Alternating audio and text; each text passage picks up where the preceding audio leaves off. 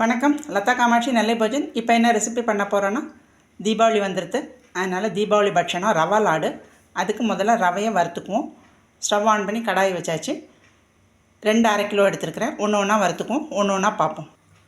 சிம்மில் போட்டே வறுத்துக்கலாம். கையில் பிடிச்சா கை சூடு தாங்குற அளவுக்கு வறுத்தா போதும். ரவையை வறுத்தாச்சு. ஆறினோடனே மிஷினில் திரிச்சிட்டு வந்துடலாம். கொஞ்சம் செவந்துருச்சுன்னா லாடு வந்து செவந்துடும். திரிச்சிட்டு வந்து பார்ப்போம்.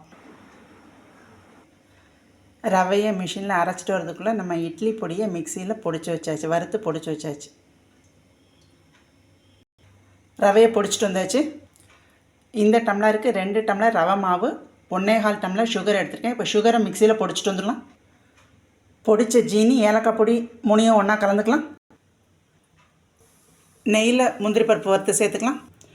கொஞ்சம் கொஞ்சமாக நெய்யை சூடு பண்ணி சின்ன சின்ன உருண்டையாக பிடிச்சிட்டு காமிக்கிறேன்.